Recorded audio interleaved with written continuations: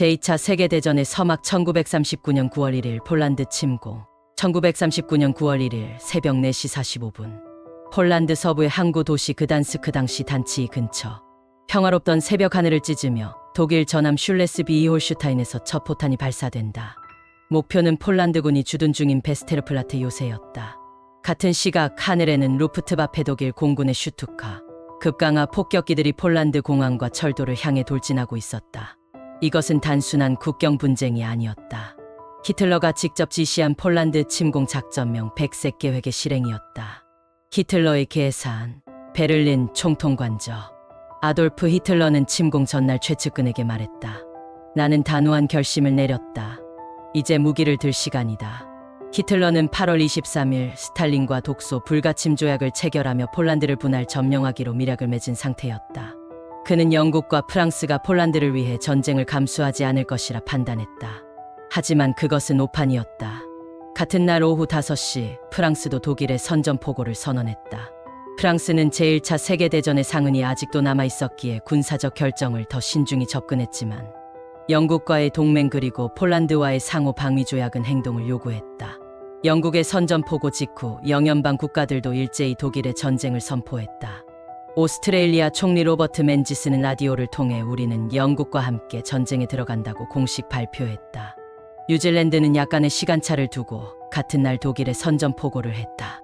이 두 나라는 대영 제국의 일원으로서 참전했지만 전쟁은 머나먼 유럽뿐 아니라 태평양 지역으로도 곧 번지게 될 것이다. 1939년 9월 1일 독일의 침공으로 시작된 불꽃은 단 48시간 만에 세계적인 전쟁으로 번졌다. 1939년 9월 3일은 세계가 전쟁에 돌입한 날, 다시는 되돌릴 수 없는 날로 기록되었다. 1939년 9월 17일 소련, 동부 폴란드 침공, 폴란드 동부 국경. 1939년 9월 17일 새벽, 짙은 안개가 깔린 국경지대. 그러나 그 안개를 뚫고 붉은 군대 소련군의 전차와 보병들이 국경을 넘어 들어오기 시작했다. 방향은 폴란드 동부, 즉 독일군의 진격 방향과는 반대였다. 이것은 우연이 아니었다. 불과 3주 전인 8월 23일 소련과 나치 독일은 공개적으로는 독소 불가침 조약을 체결했지만 그 안에는 비밀 의정서가 있었다. 이 조항에는 폴란드를 독일과 소련이 분할 점령한다는 내용이 담겨 있었다. 서부 폴란드는 독일이, 동부 폴란드는 소련이 차지하기로 한 것이다. 소련은 독일의 침공을 며칠 지켜본 뒤 폴란드군이 독일에 몰입한 틈을 노려 후방에서의 침공을 감행한 것이다. 소련은 국제사회에 다음과 같이 발표했다. 폴란드 국가는 더 이상 존재하지 않는다. 우리는 우크라이나계와 벨라루스계 주민을 보호하기 위해 진군한다. 그러나 현실은 단순한 민족 보호가 아닌 전략적 점령이었다. 소련은 이미 폴란드 동부 점령 계획을 구체적으로 세운 상태였고 군사작전은 전격적으로 진행되었다.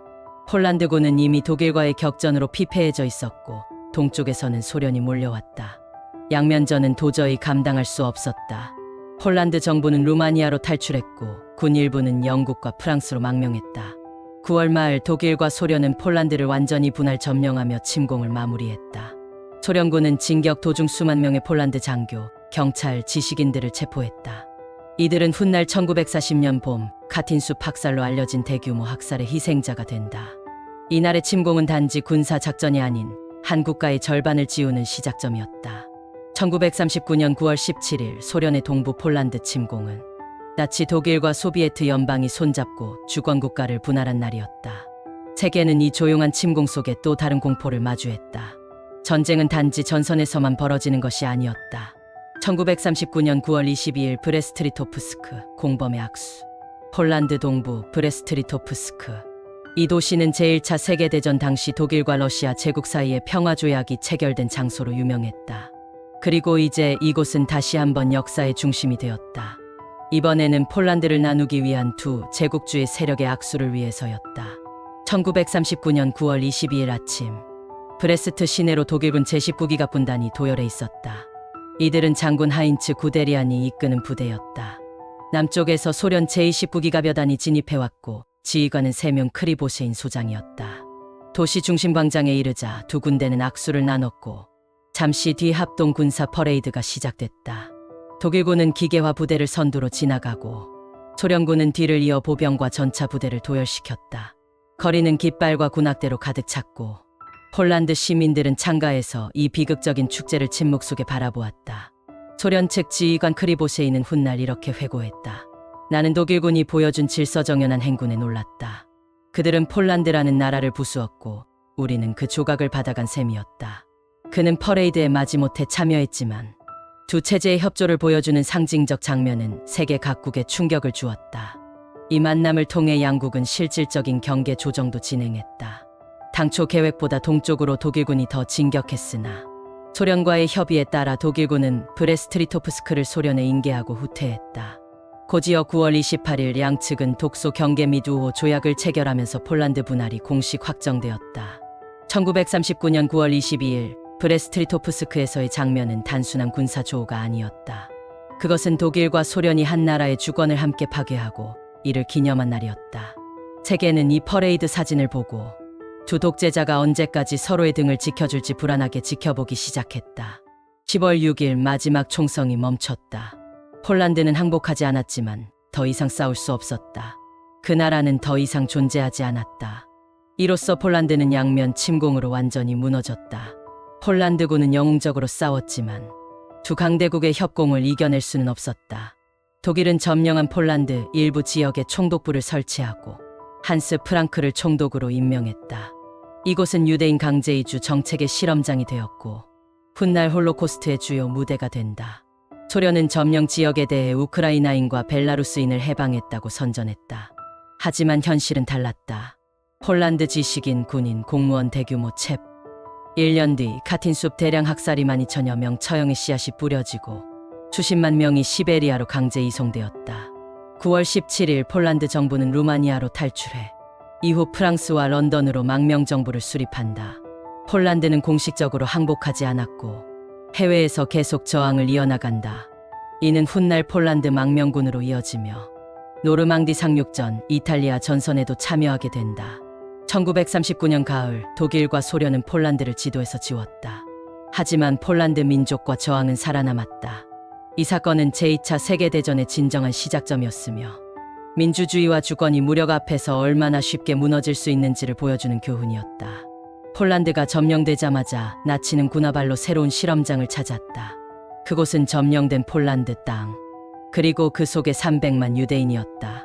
1939년 10월 독일은 폴란드 중부 지역에 총독부라는 통치기구를 설치하고 한스 프랑크를 총독으로 임명했다. 총독부는 단순한 행정구역이 아니었다. 나치의 인종정책 실험장, 그리고 유대인 박해의 본격적인 무대였다. 나치 독일은 점령 직후 다음과 같은 조치를 시행했다. 모든 유대인은 신원등록을 강제당했고 유대인이라는 표시가 된 신분증을 지니도록 했다. 유대인들은 옷에 노란 다윗별 별 모양 표식을 달아야 했다. 이는 독일 국민과의 구분을 위한 조치였지만 사실상 사회적 격리와 모욕의 시작이었다. 유대인들을 도시 외곽 빈민가로 강제 이주시켰다. 1939년 10월 피오트르쿠프 폴란드 최초 게토 설치하였고 뒤이어 바르샤바 게토, 우치 게토, 크라쿠프 게토 등 잇따라 형성되었다. 철조망 벽으로 외부와 차단, 식량 배급은 극도로 제한되었다. 비유대인에 비해 30%만 지급되었다. 초기에는 유대인을 강제 이주하거나 노동력으로 활용하려는 목적이 강했다. 하지만 1941년 독소전쟁 이후 그 정책은 최종 해결책 대앤로상, 즉 대량 학살로 나아가게 된다. 그러나 이미 1939년 말 1940년 초부터 유대인 재산 몰수, 학교, 직장, 상점 출입 금지, 체포 및 강제노역 수용소 수용, 이러한 수단들은 전면화되었다. 1940년 11월 바르샤바 게토 완전 봉쇄, 약 40만 명의 유대인이 좁은 공간에 수용되었고 하루 400에서 500칼로리 배급, 기아와 전염병, 폭력으로 인해 1941년 말까지 약 10만 명 이상 사망하였다. 1939년에서 1940년은 아직 가스실과 수용소가 등장하지 않은 시기였다. 하지만 이 시기야말로 유대인 억압이 제도화되고 일상화되고 계획화된 시기였다. 그것은 단순한 차별이 아니었다. 그것은 말살을 위한 행정의 시작이었다. 소련의 침공은 계속되었다. 새벽 레닌그라드 북쪽 국경지대, 소련군의 포성이 핀란드의 침묵을 깨뜨렸다. 소련은 핀란드를 침공했고 겨울전쟁이 시작되었다. 소련은 레닌그라드현 상트페테르부르크 방어를 이유로 핀란드 영토 양도 요구하였다. 하지만 핀란드는 중립국으로서 주권 수호 의지가 강했으며 요구는 거절하였다. 소련은 핀란드가 먼저 도발했다는 명분으로 침공을 감행하였다. 소련의 병력은 약 45만, 전차 2,000대, 항공기 1,000대였고 핀란드의 병력은 약 15만, 전차는 없고 항공기는 100여 대 수준이었다. 하지만 계절은 핀란드의 편이었다. 혹한의 겨울, 눈보라, 북극권의 긴파. 핀란드군은 스키를 타고 유령처럼 이동하며 소규모 매복과 게릴라전을 펼쳤다. 소련군은 동상, 보급 실패, 숲속 지형에 대한 무지로 고전을 면치 못했다. 시모 해위의 눈 속의 저격수는 500명 이상을 사살했고 모티 전술로 적 부대를 고립시켜 차례로 섬멸하였다. 1940년 3월 13일 전쟁은 종료되었다. 모스크바 평화조약 체결로 핀란드는 영토 카렐리아 등 일부를 소련에 할양하였다. 그러나 주권은 지켰고 독립국가로 존속하였다. 핀란드는 패했지만 굴복하지 않았다. 소련은 영토를 얻었지만 군사적 무능을 세계에 드러냈다. 이 전쟁은 히틀러에게 소련은 종이호랑이라는 오판의 신호가 되었고 훗날 1941년 독소전쟁 바르바로사 작전의 계기로 이어졌다. 1940년 4월 9일 독일은 덴마크와 노르웨이 침공을 시작하였다. 새벽, 독일 전차와 군함이 북유럽을 향해 움직였다. 베저이붕 작전 나치 독일의 북방 침공이 시작된 날이었다. 독일과 노르웨이 간 통로 확보와 공군 기지의 설치 목적으로 한 전쟁이었다. 덴마크 침공은 저항 없는 점령이었다. 1940년 4월 9일 새벽 독일군 코펜하겐 입성. 왕실과 정부는 무력 충돌을 피하기 위해 즉시 항복. 하루 만에 점령 완료하였다. 덴마크는 이후 나치 치하에서도 상대적으로 완화된 통치를 받았다. 그리고 스웨덴 철광석 수송로 장악하며 겨울철 노르웨이 나르비크항 사용이 목적으로 영국 해군보다 먼저 진입하려는 전략으로 노르웨이 침공으로 이어졌다. 같은 날 독일 해군과 공수부대가 오슬로, 베르겐, 트로네임, 나르비크 등 주요 항구 도시 동시 상륙하였다. 노르웨이군 시민들 그리고 영국과 프랑스 연합군 일부가 저항하였고 왕실과 정부는 북쪽으로 탈출 6월 7일 런던으로 망명하였다. 노르웨이 북부 나르비크 전투는 영국 프랑스 연합군과 독일군이 치열한 격돌을 하였다. 그러나 유럽 본토에 5월 독일의 프랑스 침공이 시작되자 연합군은 철수하였다. 6월 초까지 노르웨이는 완전 점령되었고 독일은 북유럽 해상 보급로를 장악하였다. 노르웨이 항구 공군기지 확보로 대영전이 강화되었고 연합군은 전략적 패배로 해군력의 우위에도 불구하고 제압당하였다. 노르웨이는 망명정부를 수립하고 저항운동은 지속되었다. 나치 독일은 하루 만에 덴마크, 2달 만에 노르웨이를 제압했다. 하지만 노르웨이 저항은 연합군의 간섭을 초래했고 유럽 전선이 북쪽에서 서쪽으로 움직이는 신호탄이 되었다. 이제 독일의 시선은 프랑스를 향했다. 1940년 5월 10일 서유럽 침공이 개시되었다. 새벽 하늘에 독일 공군이 나타났다. 탱크, 트럭, 낙하산병이 유럽 서부 전역으로 밀려들었다. 이날 나치 독일은 프랑스, 벨기에, 네덜란드, 룩셈부르크를 동시에 침공했다. 작전명은 황색 작전 포우저우. 목적은 서유럽 신속 제압과 영국의 고립이었다. 침공 루트는 속임수와 기습의 결합작전이었다. 벨기에와 네덜란드를 먼저 공격하고 연합군이 1차 세계대전처럼 북쪽 방어선으로 이동하게 만들었다. 진짜 주력군은 아르덴 숲을 통해 기습 돌파하는 전술이었다. 벨기에와 프랑스 접경지대는 공격 불가능으로 여겨졌던 밀림지대였다. 프랑스의 자락 마지노선은 무용지물이었다. 독일군은 기동전으로 빠르게 파고들었다. 전쟁 전개 상황은 1940년 5월 10일 새벽 독일 공군이 네덜란드 상공을 뒤덮었다. 폭탄이 떨어졌고 낙하산병이 하늘에서 쏟아졌다. 나치 독일은 중립국 네덜란드를 기습적으로 침공했다. 영국 해협으로의 진출 경로를 확보하고 벨기에 및 프랑스 침공 전선 확장이었다. 연합군의 주력을 북쪽으로 유도해 아르덴 숲을 통한 기습 침투를 용이하게 하기 위해서였다. 독일의 전격전 블리츠크리그, 낙하산병 공수 작전. 독일군은 로테르담, 헤이그 인근에 대규모 공수부대를 투하, 공항과 다리 등 주요 거점을 선점하였다. 기계화 부대 지상 돌파를 하고 동시에 국경을 넘어 전차부대가 빠르게 진입하였다. 네덜란드군은 고립되고 지휘체계는 혼란에 빠졌다. 로테르담 폭격은 항복의 결정타가 되었다. 5월 14일 독일은 로테르담 도심에 대규모 공습 감행하여 민간인 수천 명 사망과 도시 중심부가 잿더미로 변했다. 독일은 항복하지 않으면 다른 도시도 파괴하겠다고 협박하였고, 다음 날 네덜란드는 항복을 하고 여왕 위렐미나와 정부는 런던으로 탈출하여 망명정부를 수립, 이후 저항운동을 지원하였다. 침공 시작 단 5일 만에 함락되며 독일은 네덜란드 전역을 점령하고 군정을 실시하였다. 네덜란드는 유대인 탄압, 민간인 강제노동, 레지스탕스 활동의 주요 무대가 되었다.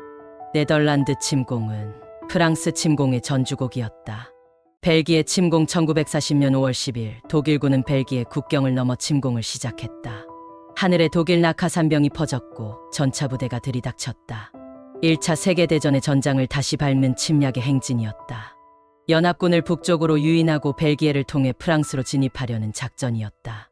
동시에 아르덴 숲을 통한 기습을 준비하여 프랑스군의 측면 붕괴를 유도하는 것이다. 전선 분산으로 마지노선을 우회하였다. 벨기에는 1930년대 후반 중립 정책을 취했지만 독일의 위협에 대비해 방어선을 구축하였는데 알베르우나 방어선이었다. 침공 직후 영국 프랑스 연합군이 벨기에로 진입, 독일의 의도대로 북부 전선에 병력이 집중되었다. 하지만 독일군은 중앙 돌파가 아닌 우회 작전을 감행 중이었다. 독일군은 벨기에 동부 요충지 에베네말 요새를 글라이더활 공기와 폭약을 이용해 점령. 세계 최대 요새 중 하나가 하루 만에 무력화되었다. 벨기에군은 기갑과 공군력이 부족했고 독일의 기동전을 막기엔 역부족이었다. 독일은 아르덴 숲을 통해 프랑스 후방으로 침투. 연합군은 벨기에 북부에서 포위 위기에 놓였다. 5월 말 영국 프랑스군은 덩케르크 해안으로 철수. 33만 명 이상이 영국으로 탈출하였다. 다이너모 철수작전이었다. 5월 28일 벨기에 국왕 레오폴드 3세는 무조건 항복을 선언하였다. 영국과 프랑스는 그를 배신자로 간주하였고 이후 벨기에는 독일군 점령하에 들어가며 레지스탕스 활동, 유대인 박해, 민간인 희생이 증가하였다. 벨기에는 18일 만에 함락되었고 독일은 유럽 서부 전선에서 기습과 속도로 모든 예상을 무너뜨렸다. 연합군은 북쪽에 집중한 것이 함정이었음을 깨달았을 땐 이미 프랑스 방어선은 돌파당한 뒤였다. 벨기에는 방어하려 했고 독일은 그것마저 계산했다. 이 침공은 서유럽 붕괴의 첫 열쇠였다. 전쟁은 다시 프랑스로 왔다. 1940년 5월 10일 나치 독일은 네덜란드, 벨기에, 룩셈부르크를 동시에 침공했다. 프랑스는 즉각 영국과 함께 벨기에 방어에 나섰다. 그러나 그것은 히틀러가 던진 미끼였다. 마지노선의 착각. 프랑스는 독일과의 국경 전체에 거대한 방어선인 마지노선을 세웠다. 1차 세계대전의 악몽을 반복하지 않겠다는 의지였다. 그러나 독일군은 마지노선을 정면으로 치지 않았다. 그들은 공격 불가능이라 여겨졌던 아르덴 숲을 돌파했다. 5월 13일 독일군은 세단 전투에서 프랑스군 방어선을 무너뜨렸다.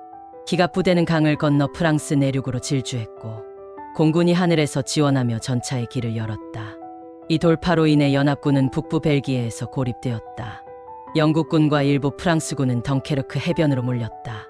절망적인 상황에서 33만 명 이상이 영국으로 철수하였고 프랑스는 연합군의 지원 없이 남부 방어선에서 독일군을 막아야 했다. 6월 12일 프랑스 정부는 파리에서 남쪽으로 탈출하였고 6월 14일 독일군은 파리에 무혈 입성하였다. 시민들은 침묵 속에 국기를 내리고 독일 군화의 발소리가 샹젤리제에 울려 퍼졌다. 6월 22일 프랑스는 항복하였다. 항복 문서는 1918년 독일이 패전 조약을 체결한 바로 그 열차에서 프랑스가 사인했다. 히틀러는 역사의 복수를 완성했다.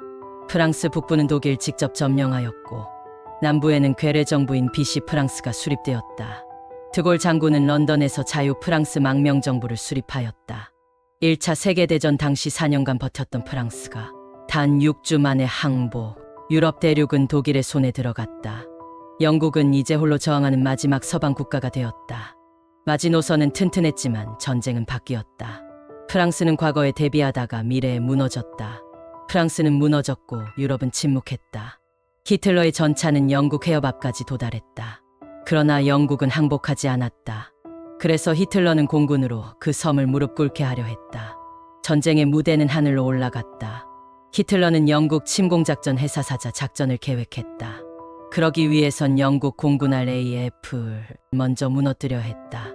RAF 기지와 비행장 파괴와 항공기 생산 공장과 레이더망 무력화, 그리고 도시 공습을 통한 민심 흔들기였다. 히틀러는 대형 침공 작전의 사사자 작전을 앞두고 RAF의 완전한 붕괴를 명령했다. 8월 13일 독일 공군 루프트바페는 독수리의 나라 더택 이글 데이라 명명돼 공중 공격을 시작했다. 표적은 단 하나. 영국 남부 RAF 기지와 비행장들. 독일의 전략은 전투기 부대를 발진하는 핵심 RAF 기지들을 제거해 공중 지배권을 장악하는 것이었다. 공격 대상 목록 주요 RAF 기지는 빅토리아 웨스턴, 탱미어, 캔틀베리, 빅포드, 혼처치.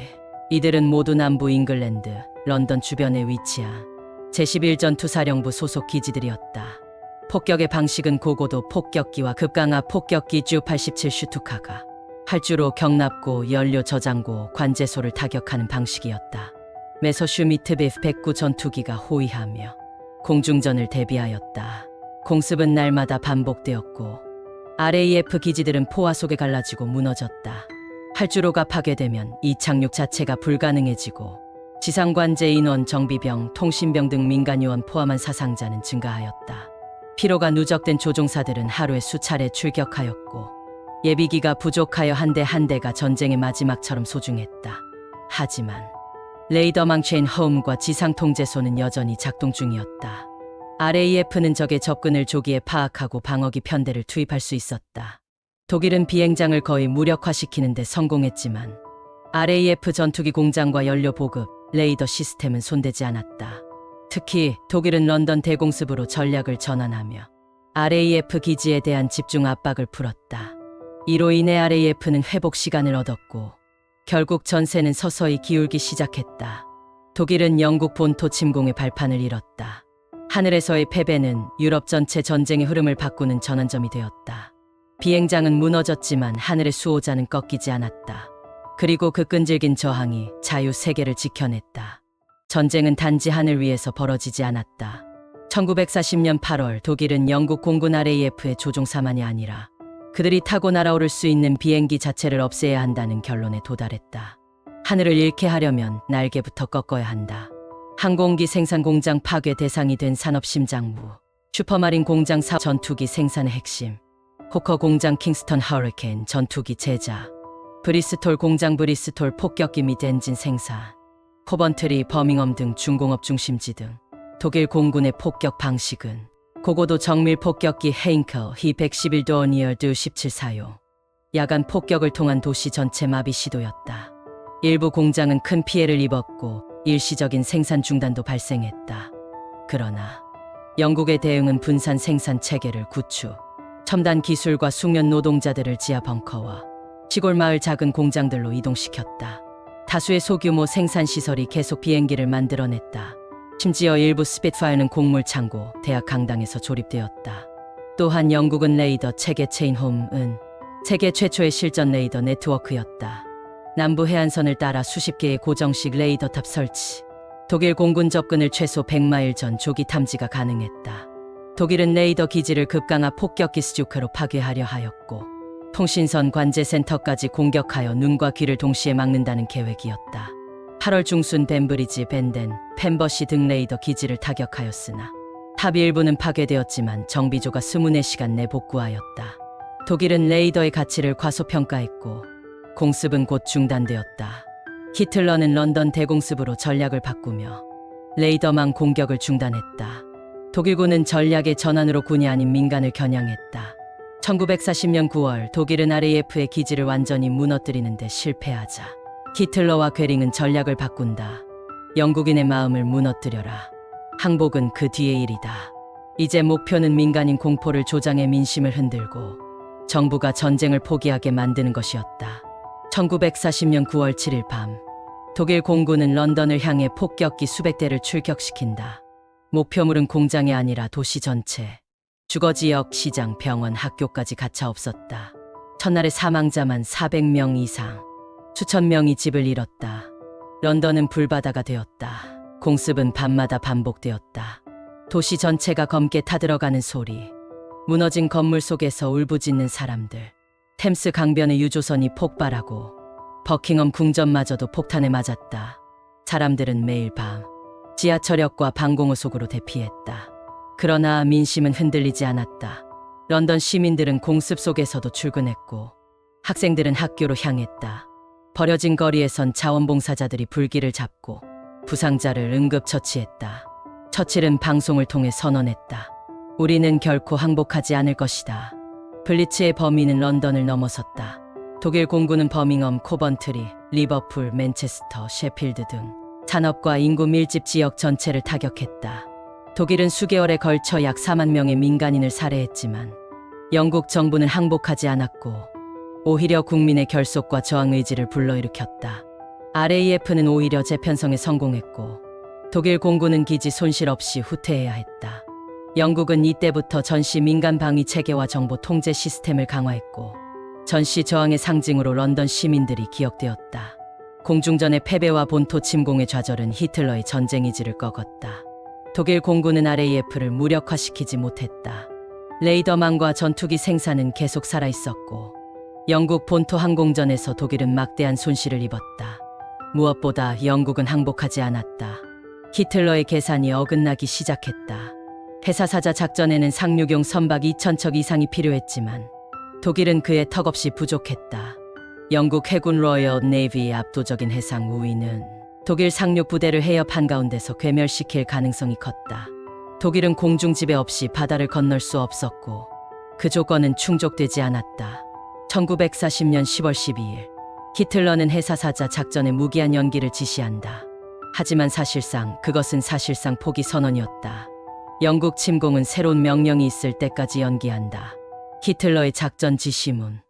그리고 10월 31일 영국 본토 항공전은 공식 종료되었다.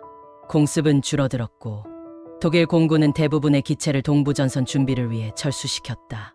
히틀러는 소련 침공을 위한 계획 바르바로사 작전에 초점을 맞추며 영국 침공을 뒤로 미루는 것이 아니라 포기했다. 삼국 동맹의 날 1940년 9월 27일 베를린. 1940년 9월 히틀러의 유럽 전선은 파죽지세였다. 프랑스는 무너졌고 영국만이 버티고 있었다. 같은 시기 일본 제국은 동아시아에서 중국과의 전쟁 중일 전쟁을 장기화하고 있었으며 남방 진출을 위해 유럽 식민지에 눈독을 들이고 있었다. 그리고 이탈리아 무솔리니는 히틀러의 그림자를 좇으며 지중해와 북아프리카에서 제국주의 야망을 불태우고 있었다. 이 셋은 각자 다른 전쟁을 벌이고 있었지만 하나의 공통된 목표를 갖고 있었다. 미국과 영국을 견제하고 새로운 세계 질서를 만들자. 베를린의 서명시. 1940년 9월 27일 독일 외무성. 고딕풍 궁전 건물 안에서 세 나라의 외무장관이 마주 앉았다. 요아임 폰 리벤트로프 독일, 카노 도시미스 일본, 첸초 치아노 이탈리아. 그들은 한 장의 문서에 서명했다. 미국이 세 나라 중 어느 하나를 공격할 경우 나머지 두 나라는 자동으로 참전한다. 삼국 동맹 조약 제3조. 그날 세계는 두 개의 진영으로 더욱 선명히 나뉘기 시작했다. 조약의 핵심 내용은 세계의 새로운 질서 확립, 독일 이탈리아는 유럽의 새로운 질서, 일본은 동아시아의 새로운 질서, 상호 군사 원조 조항으로 어느 한 나라가 미국 등 외부 국가의 공격을 받으며 나머지 두 국가는 자동 개입한다는 내용과 상호 정치 경제 협력 내용도 포함돼 있었다. 이 조약은 소련이나 기존 유럽 국가와의 적대 조항은 포함되지 않았다. 이는 후일 독소 전쟁과 충돌을 피하려는 의도였다. 독일의 의도는 미국 견제였다. 히틀러는 이 조약을 통해 미국의 유럽 개입을 억제하려 했다. 일본이 미국과 태평양에서 충돌하면 미국은 유럽 전선 개입 여력이 줄어들 것이라 계산했다. 일본의 의도는 남방 진출 정당화였다. 일본은 프랑스령 인도차이나와 네덜란드령 동인도 진출을 준비 중이었다. 유럽이 전쟁으로 혼란한 틈을 타기 위해선 독일 이탈리아와의 정치적 후방 보장이 필요했다. 이탈리아의 의도는 동맹국으로서의 체면 유지였고 무솔리니는 히틀러의 성공에 편승하고자 했다. 실질적 전쟁 능력은 부족했지만 동맹 체결을 통해 추축국의 일원으로 존재감을 확보하려 했다. 이 조약은 제2차 세계대전의 국제적 구도를 명확히 만든 결정적 사건이었다. 이에 대응하는 미국, 영국, 중국, 소련 등의 연합국 체제를 형성하게 되었다. 이후 헝가리, 루마니아, 불가리아 등 여러 나라들이 삼국동맹에 가입하며 추축국 진영은 확대되었다. 새 대륙의 제국주의가 손을 잡은 날, 세계는 더욱 어두운 전쟁의 회오리로 빨려들기 시작했다. 발칸반도 작전, 독일, 유고슬라비아와 그리스 침공. 1941년 4월 6일 히틀러 남쪽 전선을 열었다. 히틀러의 시간표를 위협한 남부 유럽. 1941년 초 히틀러는 바르바로사 작전, 즉 소련 침공을 6월로 계획하고 있었다. 그러나 예기치 못한 상황이 발생했다. 이탈리아가 그리스를 침공했다가 실패하며 그리스군이 반격하여 이탈리아를 압박하게 되었다. 영국군이 그리스에 상륙하자 독일은 영국이 발칸에 교두보를 만든 것에 민감하게 반응하였다. 유고슬라비아가 독일의 삼국동맹에 가입했다가 민중 반발로 친독 정부가 붕괴되고 히틀러는 이를 측면의 위협으로 간주했다. 소련 침공 전에 남부를 정리해야 한다고 결심한다. 1941년 4월 6일 새벽 5시 15분 독일 공군이 유고슬라비아와 그리스 국경을 동시에 넘었다. 히틀러는 유고슬라비아가 삼국동맹을 배신했다고 보고 철저한 보복 침공을 명령했다. 베오그라드 공습으로 단 하루 만에 수도가 폐허가 되고 수천 명의 민간인이 목숨을 잃었다. 독일군은 불가리아, 헝가리, 이탈리아군과 협력, 유고슬라비아를 11일 만에 항복시켰다. 이탈리아는 그리스를 상대로 실패했지만 독일군은 산악부대와 공수부대를 투입하여 알바니아, 마케도니아, 테살로니키로 남하하였다. 영국군은 그리스에 파견되어 있었지만 병력 열세로 인해 후퇴와 철수를 반복한다. 나치는 파르테논 신전의 하켄크로이츠 나치 깃발을 개양하였다. 독일은 세계 최초의 대규모 공수작전을 단행하며 크레타 섬을 공중에서 점령하지만 심각한 공수부대 손실로 히틀러는 다신 공수작전하지 않겠다고 선언하였다. 성공했지만 늦어졌다. 발칸 전선은 독일의 압승이었다. 그러나 이 작전은 히틀러의 시간표를 4에서 6주가량 지연시켰고 이것은 훗날 소련과의 전쟁에서 겨울을 맞는 결정적 원인 중 하나가 된다. 독소 불가침 조약의 붕괴. 1939년 8월 히틀러와 스탈린은 독소 불가침 조약을 체결, 유럽 분할 약속, 서로를 침공하지 않겠다는 합의를 했었다. 그러나 히틀러는 처음부터 이를 일시적 수단으로 생각했다. 소련은 언젠가 반드시 정복되어야 할 민족이다. 아돌프 히틀러는 1940년 말 소련 침공은 히틀러의 이데올로기적 목표이기도 했다. 레벤스라움 생존 공간을 동쪽에서 확보하고 공산주의 척결과 유대인, 슬라브인 제거를 목표로 하였다. 1941년 6월 22일 0315am 독일군은 선전포고 없이 소련 국경 2900km 전선에서 기습 침공을 시작했다. 세계 집단군이 투입되었다. 북부 집단군은 발트해 레닌그라드, 중부 집단군은 벨라루스 모스크바, 남부 집단군은 우크라이나 키예프. 병력은 약 330만 명과 전차 3000대 이상, 항공기 2700대 이상이 투입되며 인류 역사상 가장 큰 지상 전쟁이 개시되었다. 초기 성과는 독일의 압도적 진격이었다.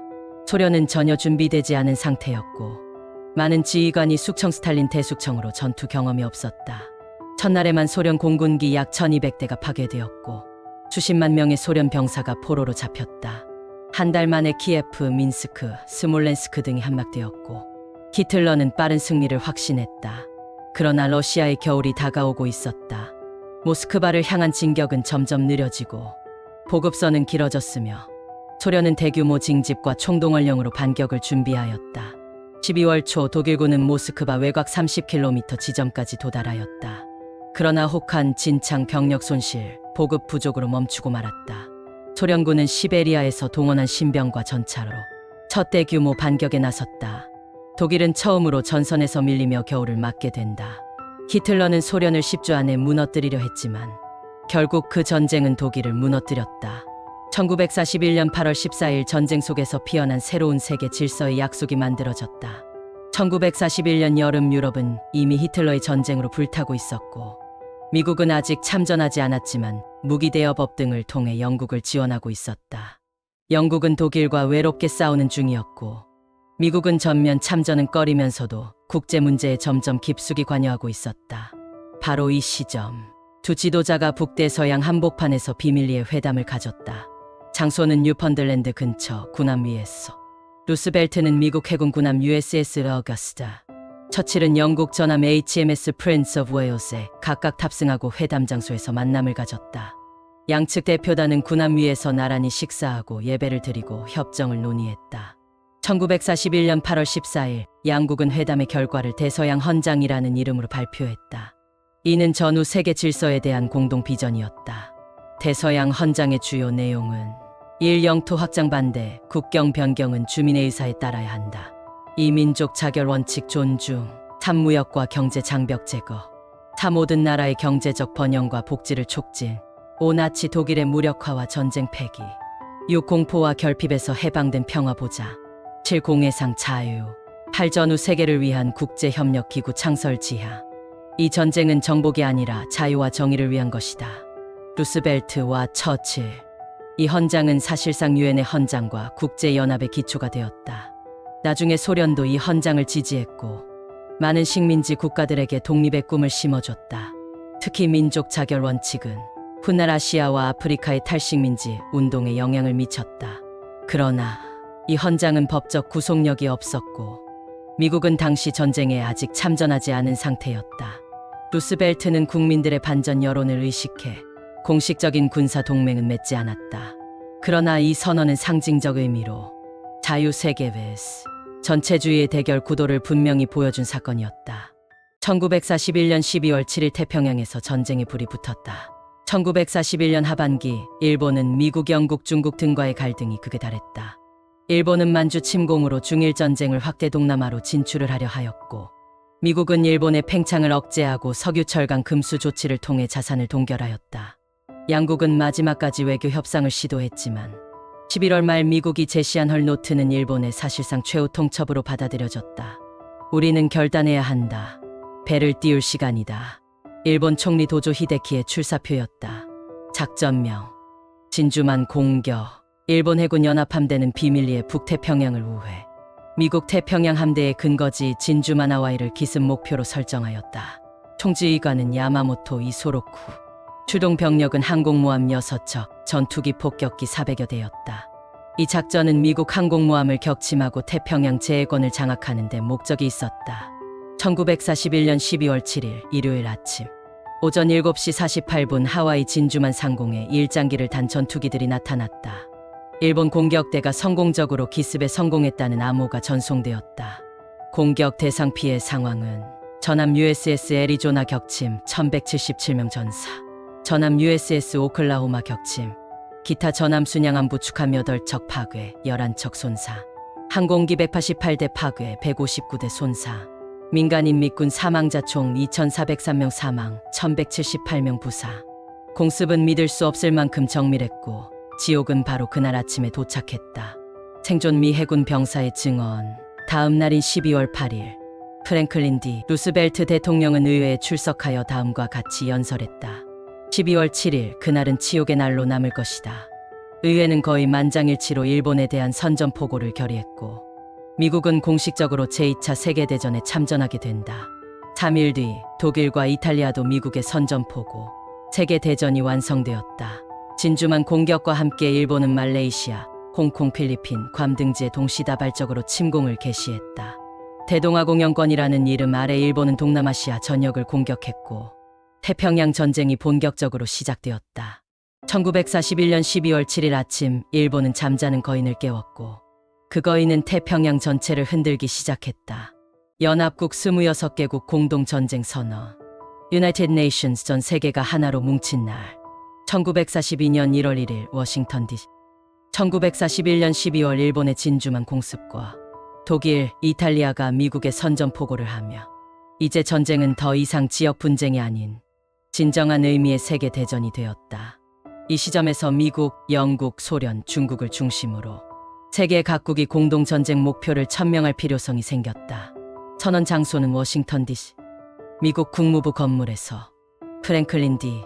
루스벨트 미국 대통령이 주최하고 참석국은 미국, 영국, 소련, 중국을 포함한 26개국 대표단들이 한자리에 모였다.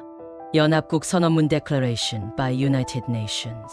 핵심 내용은 각국은 현재 추축국과 전쟁 중이며 파시즘에 맞서 끝까지 싸울 것을 맹세한다. 개별적 휴전은 하지 않으며 대서양 헌장의 원칙을 지지한다. 선언 주요 항목은 전쟁 수행에 있어 전면 협력, 어떤 나라든 추축국과 별도로 평화 협상하지 않음, 대서양 헌장에 명시된 자유와 정의의 원칙 지지, 전후 평화와 안전 보장을 위한 협력 약속. 이 선언에서 루스벨트는 처음으로 United Nations 연합국이라는 말을 공식 사용했다. 훗날 이것이 바로 오늘날의 국제연합 유엔의 기원이 된다. 이 전쟁은 자유 세계를 지키기 위한 것이다. 오늘 우리는 전 인류를 대표한다. 프랭클린 디 루스벨트. 1942년 1월 1일 전 인류가 하나의 목소리로 외쳤다. 우리는 끝까지 싸운다. 함께 이긴다. 1942년 6월 4일에서 7일 일본 해군의 절정이 무너진 날. 진주만의 복수. 그러나 1941년 진주만 기습 이후 일본은 놀라운 속도로 태평양을 장악했다. 필리핀, 싱가포르, 말레이 반도, 인도차이나 반도까지 점령하였다.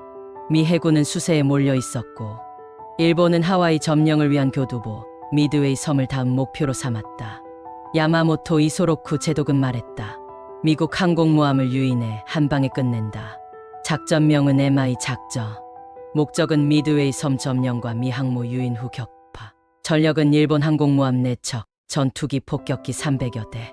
지휘는 야마모토 이소로쿠, 나구모 주이치. 그러나 미국은 일본 암호를 이미 해독하고 있었다. 작전 계획, 공격 시점, 항로까지 사전에 파악하였다. 1942년 6월 4일 새벽 일본은 미드웨이 섬을 폭격하기 시작하였다. 미국은 항공모함 3척 엔터프라이즈 요크타운 호넷에서 기습 반격을 준비 중이었다. 결정적 순간 정오 무렵 일본 항모들은 방어용 폭탄으로 무장한 채 항공기 제금 유제 장전을 하던 찰나 그때 미국 급강하 폭격기들이 구름 사이를 뚫고 일본 항모 상공에 나타났다. 20분 만에 항공모함 아카기 카가 소류 격침되었고 다음 날 히류까지 침몰하였다. 일본 해군 항공 전력의 핵심이 붕괴되었다. 일본은 더 이상 공세적 작전을 펼칠 수 없게 되었고 미국은 태평양 전역에서 주도권을 확보하게 되었다. 전쟁의 판도가 완전히 뒤집힌 전투가 되었다. 이 해전은 태평양 전쟁의 흐름을 바꾸었다. 체스터 니미츠 제독 미 해군. 20분 동안 일본 제국 해군은 100년의 야망을 잃었다. 그리고 미국은 태평양의 운명을 다시 쓰기 시작했다. 독일은 스탈린그라드 공격을 개시했다. 1942년 8월 23일 동부전선의 심장부를 노린 히틀러의 도박이 시작되었다. 배경은 소련 차원을 차단하는 것. 1941년 바르바로사 작전은 모스크바 점령에 실패하고 겨울에 좌절되었다. 히틀러는 다음 목표를 소련 남부 자원지대 유전, 곡창지대로 바꾸고 그 핵심 관문이었던 도시 스탈린그라드를 향해 군을 보냈다. 스탈린의 도시를 점령하면 소련 민심과 전략을 동시에 꺾을 수 있다. 아돌프 히틀러. 작전명은 청색 작전. 목표는 볼가강 점령을 하며 카프카스 석유지대로의 진출. 핵심 경로에 스탈린그라드가 존재하고 독일군 육군 파울루스 장군이 중심 전력으로 작전을 시작하였다. 스탈린그라드는 교통산업 요충지이며 스탈린이라는 이름의 도시이기도 했다. 선전 효과와 상징성 모두 막대하였다. 1942년 8월 23일 공격 개시. 독일 공군 루프트바페는 하루 만에 1000회 이상 폭격을 감행했다. 도시 전역은 불길과 먼지에 휩싸였다. 민간인 수천 명 사망, 시내는 폐허로 변했다. 스탈린그라드는 지옥이 아닌 지옥의 입구였다. 생존한 소비에트 민병대원, 독일 육군과 사기갑군이 시외곽까지 돌파하고 소련군은 볼가강 동쪽으로 퇴각하며 방어선을 구축하였다. 독일군은 도시 중심부까지 점령하려 했지만 소련군의 저항은 상상을 초월했다. 전투 양상은 거리 건물 계단 하나하나가 전장이었고 무기 사용은 근접전, 수류탄, 화염방사기 등이었고 특수 전술하우스 전투로 한 건물 안에서 하루 종일 싸움이 일었다. 주도권은 낮은 독일, 밤엔 소련이 점령하며 매일 바뀌는 지옥 자체였다. 스탈린그라드엔 전선이 없었다. 적과 나는 같은 건물 안에 있었다. 소비에트 저격수 바실리 자이체프. 독일군은 도시 내에서 기동전의 이점을 상실하였고 보급은 길어졌고 소련군의 유인 전술에 점점 말려들었다. 히틀러는 육군에 명령했다. 절대 후퇴하지 말라. 도시를 끝까지 점령하라. 스탈린은 병력을 계속 투입하며 도시를 포기하지 않겠다는 의지를 다졌다. 전투는 몇 주에서 끝나지 않았고 무려 6개월간의 세계 최악의 시가전으로 이어지게 된다. 1942년 8월 독일군은 스탈린그라드에 발을 들였고 그들은 그 도시에서 무릎 꿇게 되리라는 사실을 몰랐다. 같은 시기 독일과 이탈리아군은 또 다른 전쟁을 시작하였다. 배경은 북아프리카 전선의 긴장이 고조되었다. 북아프리카는 단순한 식민지 전쟁터가 아니었다. 지중해, 수에즈 운하, 중동 석유를 둘러싼 전략적 요충지였다. 독일 이탈리아 추축군은 에르빈 롬멜 사막의 여우기 지휘하고 영국 연합군은 버나드 몽고메리 장군이 지휘를 하였다. 전장은 엘알라메인 이집트 북부의 좁은 해안지대와 사막 지형 곳으로 수에즈 운하에서 불과 수백 겜 거리였고 양측 모두 더 이상 후퇴할 수 없는 위치였다. 영국군 참모진은 이곳에서 막지 못하면 카이로도 잃고 중동도 잃는다 라고 외쳤다. 추축군은 병력 약 11만 명, 전차 약 500대, 항공기 약 350대이며 보급 상태는 심각한 부족 상태였고 연합군은 병력 약 20만 명, 전차 약 1200대, 항공기 약 800대이며 미국의 지원으로 보급 상태는 충분하였다. 롬멜은 병력도 보급도 열세였다. 몽고메리는 병력과 장비를 축적하며 공격 타이밍만 기다렸다. 1942년 10월 23일 밤 9시 40분 전투가 시작되었다. 영국군 포병대가 천둥 같은 포격을 개시하며 작전명 라이트풋 전차 돌파를 위한 지뢰 제거 및 전면 공격을 개시하였다. 사막 위로 약 1000문의 포가 동시 발사. 밤하늘이 붉게 물들었다. 하늘과 땅이 동시에 무너지는 것 같았다. 독일군 병사 회고. 영국군은 넓은 전선으로 서서히 압박하였고 독일군은 선별적 반격과 방어, 하지만 보급이 부족하였다. 전투는 12일간 지속되었고 점점 추축군이 밀리기 시작했다. 추축군의 북아프리카 확장 완전히 저지되며 연합군의 자신감은 회복되는 계기가 되었다. 이것은 끝이 아니다. 하지만 끝의 시작일 수도 있다. 윈스턴 처칠 전투 직후 국회 연설 내용이다. 사막 한복판에서 시작된 엘알라메인 전투는 히틀러의 팽창 야망에 처음으로 후퇴를 명령하게 만들었다. 1943년 7월 지중해에서 무솔리니 정권이 무너진 여름. 배경은 유럽의 배꼽을 공략하라. 1943년 북아프리카 전선은 연합군의 승리로 끝났다. 다음 목표는 유럽 본토 침공. 처칠은 지중해를 유럽의 부드러운 배라 불렀다. 첫 번째 침공지로 택한 곳은 이탈리아의 시칠리아 섬. 로마로 가는 문을 여는 열쇠가 시칠리아다. 드와이트 디 아이젠하워. 작전명은 허스키. 날짜는 1943년 7월 9일에서 10일 밤. 전력은 병력이 약 16만 명. 상륙선 2600척, 전투기 수천 대. 연합군은 미국, 영국, 캐나다군이었고 방어 측은 독일군 약간의 이탈리아군 다수. 준비 상태는 미비했고 사기 저하가 심각했다. 시칠리아 상륙 1943년 7월 10일. 거센 바람과 파도 속에서 상륙이 개시되었다. 미군은 겔라 해안, 영국군은 시아쿠사 주변의 상륙을 시작하였다. 독일군의 저항은 있었지만 조직적 방어는 실패하였다. 이탈리아군은 대거 투항하거나 철수하였고 연합군은 빠르게 내륙을 향해 진격하였다. 7월 25일 시칠리아 상륙 소식은 로마에 정치적 충격파를 던졌다. 민심은 폭격 경제난 전황에 대한 분노로 휩싸였고 파시스트 고등회의는 무솔리니 해임을 요구하였다. 국왕 비토리오 엠마누엘 3세는 무솔리니를 불러 말했다. 국가의 이름으로 그대는 총리직에서 해임되었다. 7월 25일 무솔리니 체포되고 파시즘 정권 붕괴, 그리고 바돌리오 정부가 수립되었다. 이탈리아는 내부에서부터 분열되었고 몇 달 후 비밀리에 연합군과 휴전 협상을 하였다. 히틀러는 즉각 독일군을 이탈리아로 파견하여 로마를 점령하고 무솔리니를 구출하였고 이탈리아는 사실상 내전 상태에 돌입하였다. 1943년 9월 8일 로마. 더 이상 히틀러의 곁에 설 수 없었다. 이탈리아 왕국은 바돌리오 총리를 중심으로 새 정부 수립하였다. 하지만 문제는 하나였다. 이탈리아는 여전히 독일과 동맹 상태였고 연합군은 이탈리아 본토 상륙을 준비 중이었다. 비밀 협상에서 우린 전쟁에서 빠지고 싶다. 1943년 8월에서 9월 바돌리오 정부는 비밀리에 연합군과 휴전 협상을 하였다. 장소는 시칠리아의 카사블랑카 알제. 조건은 무조건 항복과 연합군 상륙의 협조, 그리고 독일군과 싸울 준비였다.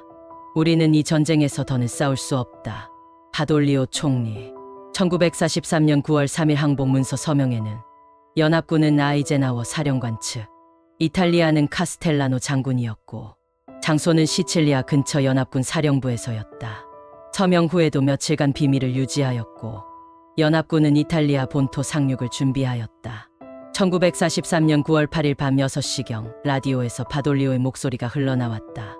이탈리아 정부는 연합국과 정전협정을 체결했습니다. 이에 따라 모든 적대 행위는 즉시 중단됩니다. 로마는 충격에 빠졌고 무장해제되던 이탈리아군은 우왕좌왕했다. 히틀러는 즉시 악시스 작전 발동하였다. 독일군은 이탈리아 전역에 주둔하고 있던 병력으로 점령 작전을 개시. 로마, 밀라노, 나폴리 등 주요 도시를 장악하고 무솔리니 구출 후 북부의 괴뢰 정부살로 공화국 수립하였다. 이탈리아군 수만 명을 체포 또는 학살하였다. 남부 이탈리아는 왕정과 연합군에 협조하였고 북부 이탈리아는 무솔리니와 독일군이 지배하였다. 사실상 내전 상태에 돌입하였다. 독일은 남유럽 방어에 추가 병력 투입이 필요하였고 연합군은 로마 점령과 독일 본토 진격의 발판이 마련되었다. 1943년 9월 이탈리아는 전쟁에서 빠지려 했지만 그 순간부터 진짜 전쟁은 자국 땅 위에서 벌어지기 시작했다. 1943년 11월 28일에서 12월 1일 이란 테헤란에선 새로운 회담이 열렸다. 처칠 루스벨트 스탈린 세 거인의 첫 대면이었다. 배경은 전쟁의 분수령 연합국의 단결이 필요했다. 1943년 하반기 이탈리아 항복하였고 소련 스탈린그라드 쿠르스크 전투 승리 후 이탈리아는 계속해서 제2전선 개척을 요구하며 서유럽 상륙작전 노르망디를 구체화하라는 압박을 하였다. 이탈리아는 우리가 수백만을 잃고 있는 동안 서방은 언제 움직일 겁니까? 장소는 중립국 이란의 수도 테헤란. 당시 이란은 영국과 소련이 공동 점령 중이었고 루스벨트와 처칠이 스탈린을 정면으로 만나기 위해 위험을 감수하였다. 윈스턴 처칠은 영국 총리로 유럽 전략 구상을 주도하였고 프랭클린 디 루스벨트 미국 대통령은 중재자로 현실적 접근을, 이오시프 스탈린 소련 총서기는 동부전선 압박과 전후 보장을 요구하였다. 회의 내용은 제2전선 개시를 결정하고 오버로드 작전 1944년 봄 프랑스 북부 노르망디 상륙을 확정. 소련은 같은 시기 독일 동부의 대공세를 약속하였다. 우리가 서쪽으로 상륙하면 당신은 동쪽에서 공격해 주시오. 루스벨트가 스탈린에게 말하였다. 아울러 전후 독일 처리 방향도 논의도 있었는데 독일 분할 통치 아이디어도 등장하였다. 스탈린은 독일 재무장 가능성 강하게 우려하였고 처칠은 라인란트 분리론을 제안하였다. 루스벨트는 중간 입장이었으며 전후 국제평화기구가 필요하다는 입장이었다. 4대 경찰국 개념이 등장하였고 그 대상 국가는 미국, 영국, 소련, 중국이었다. 스탈린은 소련 국경 확장을 요구하였는데 지금의 서부 우크라이나, 벨라루스를 포함하였고 루스벨트와 처칠은 반대하면서도 사실상 양보하였다. 현실이 이상보다 앞선다.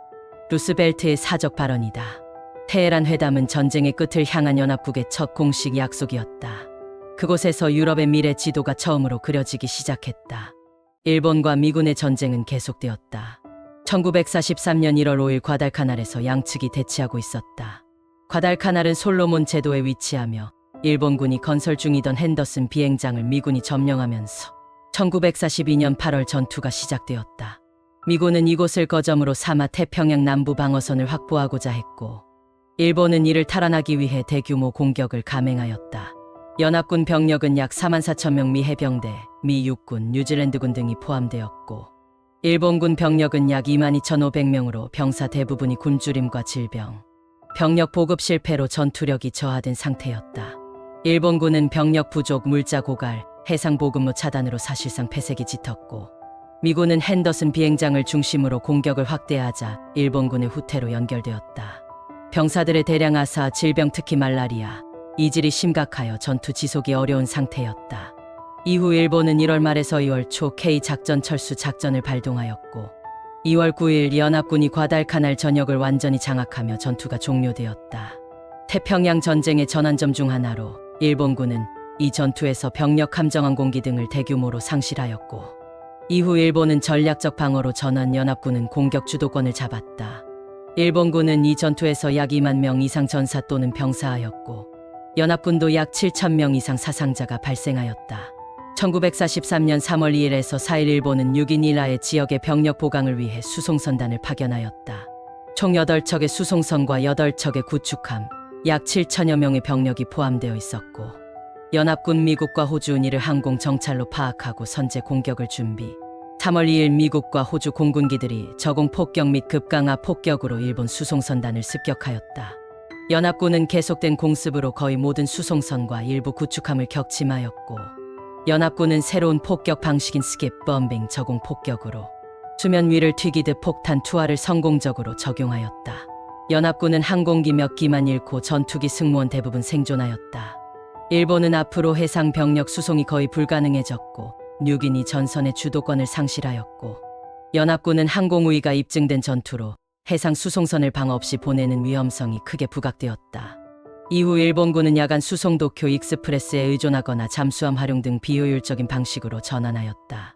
1943년 5월 11일 미군의 애투섬 상륙 작전이 이루어졌다. 1942년 6월 일본군은 알류샨 열도 중 애투섬과 키스카섬을 기습 점령하였고, 일본은 미드웨이 해전과 동시에 북태평양 전선을 열어 미군 전력을 분산시키고자 했다.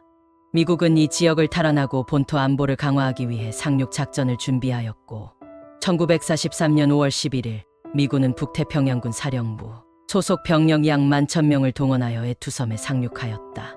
일본군은 약 2,300여 명 규모로 거친 지형과 날씨를 이용해 게릴라식 저항하였고, 격렬한 백병전과 혹한 안개습지 등의 악조건 속에서 전투는 약 3주간 지속되었다. 5월 29일 일본군은 집단 자결적 돌격 반자의 돌격을 감행했고 대부분 전사하였다. 미국 영토 방어에 대한 상징적 승리였고, 일본군은 알래스카에서 사실상 완전 철수하게 되었다.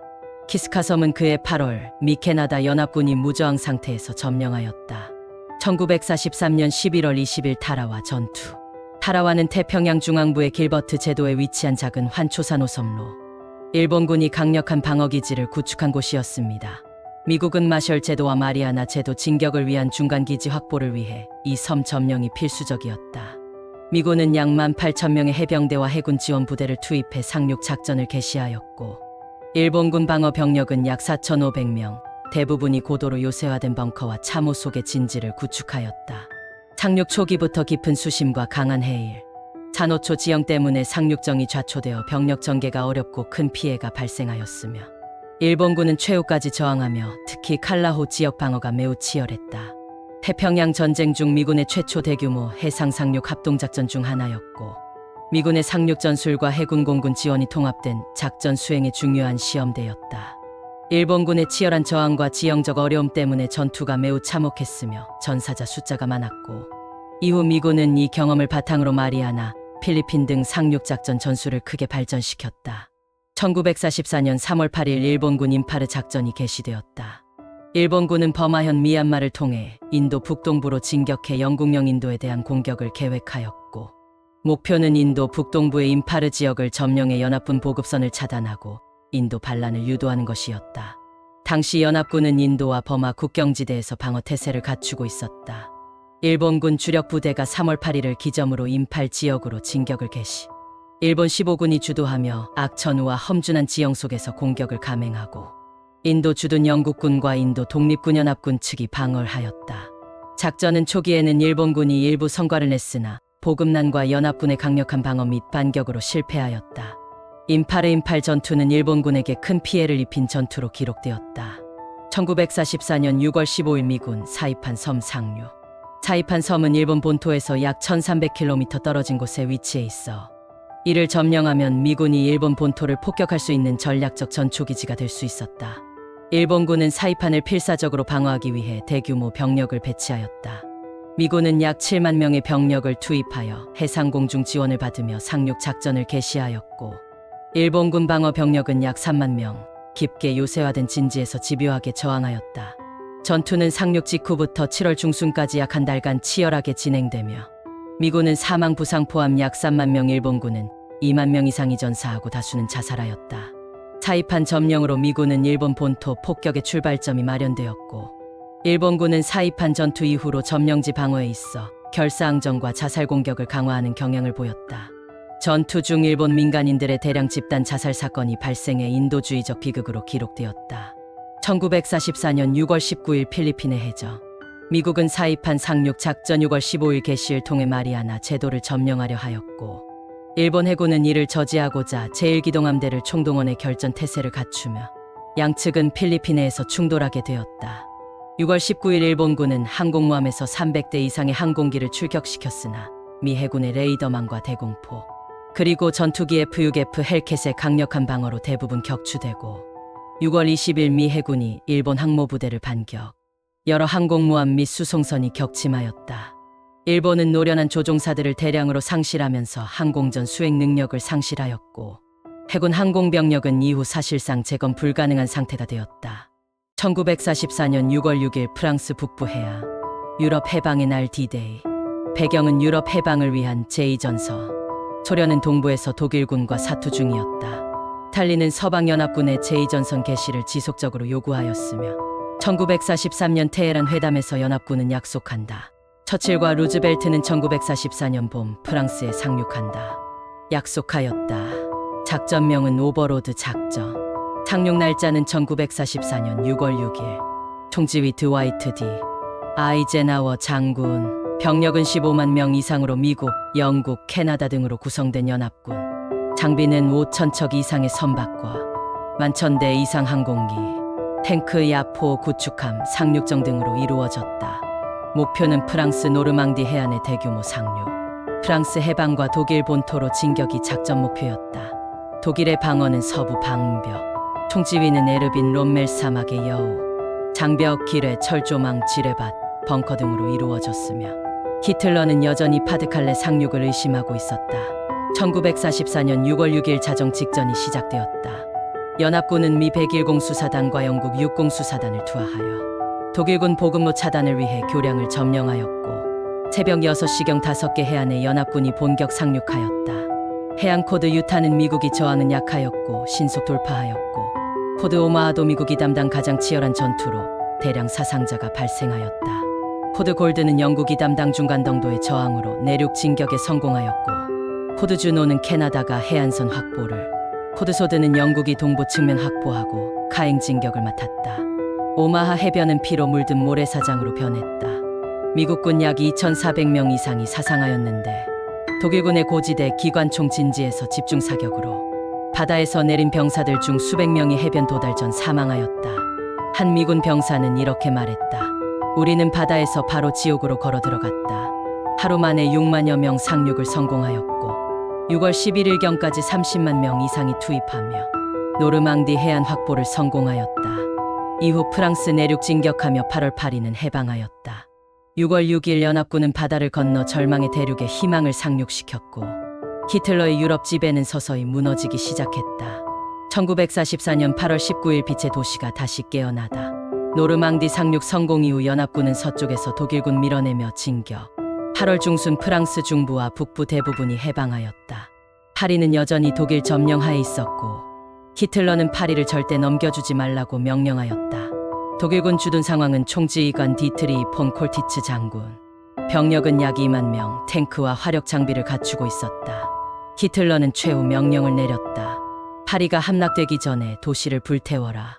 에펠탑도 루브르도 남기지 마라. 그러나 콜티츠 장군은 명령 이행을 주저하고 있었다. 파리 시민들과 프랑스 저항군은 독일군 주둔지와 경찰서를 공격하며 도시 내봉기가 시작되었다. 시민들은 거리마다 바리케이드 설치하고 지하철 노선, 우체국, 시청을 점령하였다. 우리는 스스로 해방될 것이다. 프랑스 국민해방위원회는 선언하였다. 연합군 파리로 진격을 개시하였고 드골 장군 요청에 따라 르클레르 장군의 프랑스 제2기갑사단과 미국 제4보병사단이 파리로 향하였다. 8월 24일 밤 연합군 전위부대 파리 도착. 샹젤리제 거리에서 시민들과 눈물의 포옹이 이루어졌다. 1944년 8월 25일 파리 완전 해방되었다. 오전 9시경 콜티츠 장군이 무조건 항복을 하며 에펠탑도, 루브르도, 노트르담도 무사히 보존되었고 드골 장군은 파리 시청에 들어서며 이렇게 외쳤다. 파리가 해방되었다. 프랑스 스스로의 힘에 의해. 드골 장군은 해방된 파리에서 1944년 8월 26일 시민들과 행진을 하였고 시민들의 환호와 눈물로 거리에는 삼색기와 꽃 그리고 노래가 울렸다. 독일 점령 기간 동안 억눌렸던 자존심과 희망의 폭발이었다. 그와 함께 나치 협력자들에 대한 즉결 재판과 보복도 이어졌다. 1944년 12월 16일 히틀러의 마지막 도박 아르덴 대공세가 시작되었다. 독일의 몰락이 눈앞에 다가오던 시점 1944년 하반기. 서부전선은 노르망디 상륙과 파리 해방과 라인강 인접, 동부전선은 소련군이 폴란드 발트 3국으로 진격 중이었고 나치 독일은 양면 전선에서 붕괴 직전이었다. 하지만 히틀러는 전세를 뒤집기 위한 단 하나의 기회를 노린다. 연합군의 틈을 찢고 항구 도시 엔트워프를 점령하라. 공격 지역은 벨기에 아르덴 숲지대 지형은 산악과 빽빽한 숲, 겨울눈보라로. 연합군은 이 지역을 방어 취약 지역으로 판단 독일군은 이를 노려 기습 공격을 감행하였다. 작전명은 라인강 수호 작전. 위장 작전명으로 실제 목적은 대규모 서부전선 분할이 목표였다. 독일군은 25만 병력, 1000대 이상 전차 및 장비와 장친위대 SS 국방군 낙하산부대 포함하였고 연합군의 주력은 미국군 중심으로 전투 초기 대응 병력이 부족하였다. 1944년 12월 16일 새벽 기습 공격으로 연합군 전선을 독일군이 미군 전선을 50km 이상 돌파하였다. 연합군 측에 큰 충격이었고 보급선 혼란이 일어 미국 제106보 병사단 등 전멸 위기를 겪었다. 벨기에 바스토뉴도로 요충지 전황이 열세였다. 미국 제110 수사단 고립되었는데 이후 패튼 장군의 제3군이 전격 진격 포위를 해제하였다. 12월 말 날씨 맑아지자 연합군 폭격기와 전투기가 총공세를 펼쳐 보급선과 독일 기갑 부대를 초토화하였고 독일군은 결국 공세 중단 후 후퇴하였다. 이 전투로 사상자는 연합군 주로 미군이 약 7만 5천 명 이상, 독일군이 10만 명 이상이었고 양측의 전차 수백 대가 손실되었다. 독일군은 최정예 병력과 자원을 소모하였고 이후 연합군은 라인강 돌파하여 독일 본토 진격이 가능해졌다. 아르덴의 눈보라 속 독일은 마지막 도박을 감행했지만 그 선택은 히틀러 정권의 종말을 더욱 앞당겼을 뿐이었다. 한편 태평양 전쟁도 서서히 정리되어 갔다. 1944년 7월 9일 사이판 1944년 7월 9일 아침 사이판 북부 마라우다산 능선을 따라 정적이 감돌았다. 한 달 가까이 이어진 포격과 총성이 잠잠해졌고 하늘은 여느 때처럼 푸르렀지만 그 아래는 피로 물든 땅이었다. 제2해병사단의 중대장 찰스 맥콜 소령은 먼지 낀 쌍안경을 들어 마지막 고지 위로 눈을 향했다. 일주일 전 일본군의 반자이 돌격이 이 능선을 타고 들이쳤고 그의 중대원 절반이 목숨을 잃었다. 이제 그곳은 조용했다. 일본군의 저항은 사라졌다. 남은 일본군 대부분은 이미 전사했고 마라우다산 절벽 아래에는 수백 명의 일본 민간인들이 절벽에서 몸을 던졌다. 미군 병사들이 다가가며 손짓했지만 그들은 미군은 악마다라는 선전에 속아 자녀를 끌어안고 절벽 아래로 뛰어내렸다. 미군 병사들은 절벽 아래를 내려다보며 아무 말도 하지 못했다. 이것은 승리였지만 결코 환호할 수 없는 장면이었다. 오후 4시 15분 제27보 병사단 사령부는 교신을 통해 사이판 섬 적의 조직적 저항 종료, 점령 완료 라고 보고했다. 태평양 사령부의 체스터 니미츠 제독은 호놀룰루에서 짧게 고개를 끄덕였고 한마디를 남겼다. 이제 우리는 일본을 직접 본토에서 본다. 그날 밤 해변의 미군 진지에는 희미한 담배 불빛과 조용한 식사가 이어졌다. 병사들은 옆자리에 앉은 동료가 내일도 살아있을지 모르던 그 긴 한 달을 떠올렸다. 마리아나의 마지막 결정 괌과 티니안. 괌은 1898년 미국이 스페인으로부터 점령했으나 1941년 일본이 진주만 공격 직후 점령하였다. 1944년 7월 21일 새벽에 바다 위를 수천 척의 함정이 가로질렀다. 파도 사이로 모습을 드러낸 괌금 해안. 진흙과 산호로 뒤섞인 해안선 위에 미국 해병대가 물결처럼 밀려들기 시작했다. 3년 전 일본군에 빼앗겼던 미국령 괌을 되찾는 날이었다. 제3해병사단의 해병존 도어티 상병은 머리 위로 떨어지는 포탄 소리를 들으며 짧게 숨을 들이켰다. 이 섬은 우리 집 같았습니다. 총알이 날아오는데도 어쩐지 돌아온 기분이었죠. 정글로 뒤덮인 괌의 내륙은 절망적인 전장이었다. 일본군은 굴과 동굴을 이용해 저항했고 살아 돌아가는 자는 없다는 명령 아래 항복 없이 싸웠다. 사흘 만에만 미군 3,000명이 넘게 부상당했다. 며칠 뒤 7월 24일 미군의 시선은 북쪽 티니안으로 향했다. 사이판 바로 아래에 위치한 이 섬은 평평한 지형 덕분에 전략 폭격기의 비행장 건설에 최적이었다. 그러나 상륙 지점은 좁은 절벽과 해안 절벽뿐 일본군도 8,000명 가까이 배치돼 있었다. 제4해병사단의 로버트 샌더슨 중위는 회고록에 이렇게 남겼다. 지옥에서 땅을 파서 들어가듯 상륙했습니다. 돌 하나하나가 다 총알처럼 느껴졌죠. 미 해병대는 치밀한 기만작전으로 일본군의 방심을 유도했고 화이트 비치라는 좁은 해안을 기습 상륙하며 성공적으로 교두보를 확보했다. 전투는 단 8일 만에 끝났고 티니안은 곧 활주로가 줄지어들어선 B-29 폭격기 기지로 탈바꿈했다. 8월이 되기 전 마리아나 제도의 주력 섬 세 곳 사이판, 괌, 티니안은 모두 미군 손에 들어왔다. 이 섬들은 단순한 군사 거점을 넘어 일본 본토의 죽음을 가져다 줄 하늘의 관문이 되었다. 1944년 10월 20일 레이테 상륙. 1944년 10월 20일 오전 10시 필리핀 레이테마. 해안에는 수평선이 보이지 않을 만큼 밀집된 미군 함정들이 떠 있었다. 700척이 넘는 수송선, 구축함, 전함이 줄지어 포문을 열었고 섬 전체가 흔들렸다. 하늘은 구름 한 점 없었고 수만 명의 병사들이 조용히 상륙용 상타고 해안을 향해 다가갔다. 해병대가 아닌 육군이었다. 그들을 이끈 이는 태평양 전역에서 철수한 뒤 2년 반 만에 돌아온 더글러스 메가더 장군. 그의 얼굴은 굳어 있었고 군모 아래로 필리핀 태양이 그림자를 드리웠다. 나는 돌아왔다. 메가더 레이테 상륙 후 해안에서 남긴 말이다. 레이테 동부 해안 세르갈 해변에서는 제육군 소속 13만 2천 명의 병력이 파도처럼 몰려들었다. 일본군은 이미 상륙 전부터 미군의 공습과 포격으로 피해를 입은 상태였지만 정글과 산악지대에 숨어 치열한 게릴라전을 준비하고 있었다. 병사 프랭크 도라는 상륙 첫날 일기를 이렇게 썼다. 우린 다리까지 물에 빠진 채로 총을 머리 위로 들고 뛰었다. 누군가는 쓰러지고 누군가는 외쳤다. 총알이 비처럼 쏟아졌지만 아무도 멈추지 않았다. 필리핀 전역 탈환 작전의 시작. 일본은 레이테 상륙을 막기 위해 사상 최대 해전인 레이테만 해전을 벌였으나 실패하였다. 메가더의 귀환 선언은 미국 대중에게 전쟁의 전환점을 알리는 강력한 상징이 되었고 이후 루손, 마닐라, 세부 등으로 진격하며 1945년까지 필리핀 전역이 회복되었다. 레이테의 땅은 붉게 물들었고 바다는 연기를 삼켰다. 그날 필리핀의 해변에서 전쟁은 새로운 국면에 접어들었다. 돌아온 메가더와 수십만 병사들의 발자국 위로 자유의 깃발이 다시 휘날리기 시작했다. 1944년 10월 25일 첫 가미카제 출격. 1944년 10월 25일 새벽 필리핀 루손섬 클락 비행장에는 젊은 비행사 5명이 줄지어 서 있었다. 이들은 정규군도 엘리트도 아니었다. 단지 죽음을 결심한 자라는 말로 불리는 시라누이 부대의 일원이었을 뿐이다. 지휘관인 오니시 다키지로 중장은 전날 밤 조용히 말했다. 이제 일본 제국은 한 명이 적 한 척을 끌고 가는 전술밖에 없다. 그대들의 희생이 이 전쟁의 돌파구가 될 것이다. 같은 날 오전 10시경 기쿠스이 작전이라 불린 첫 아미카제 공격대가 레이테마 인근 해역의 미 해군 함대를 향해 비행을 시작했다. 그중 1대는 필리핀 근처에서 미 항공모함 USS 세인트로를 발견했다. 조종사 유키오 세키 대위가 조종하는 제로 센 전투기가 불길을 내뿜으며 선체 중앙에 돌진했다. 수초 후 거대한 폭발이 일어났고 항공모함은 불타올랐다. 비행기가 궤적을 틀지 않고 그대로 날아왔다. 그건 자살이었다.